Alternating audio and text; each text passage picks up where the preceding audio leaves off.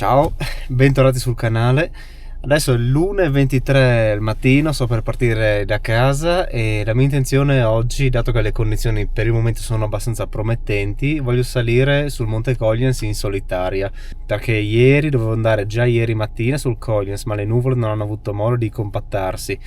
Quindi spero che con oggi, ma ho visto già una webcam da sopra cortina da un pezzo, le nuvole hanno già trovato un proprio strato in quota. Quindi in teoria dovrei essere sopra per quando arriverò su. Va bene, noi ci vediamo alla partenza, a Rifugio Torazzi di Collina.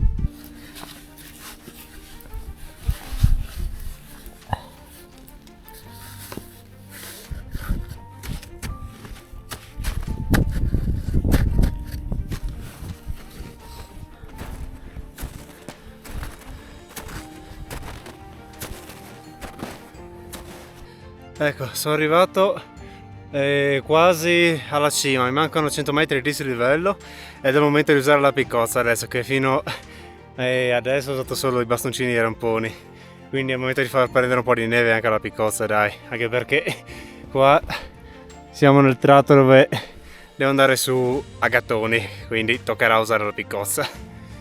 Per il momento credo di vedere il mare di nuvole, solo che è veramente buio e sembra di vedere il mare di nuvole, ma non sono troppo sicuro.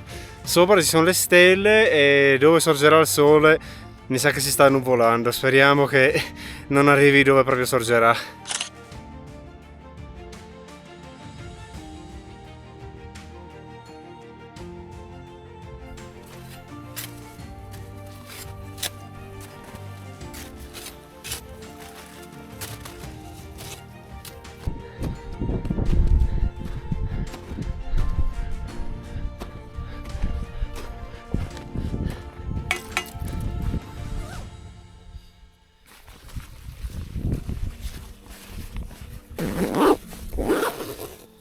Ecco, sono arrivato in cima, sono le 5:48, sono in anticipo di 2 ore dall'alba, quindi dovrò aspettare un bel po'.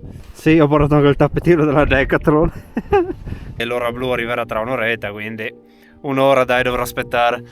Farò un po' di foto alle stelle, dato che ci sono, e mare di nuvole sta andando in giù. Purtroppo qui sotto al momento non c'è niente. Speriamo che si ritiri di nuovo verso il Coglians, perché se no...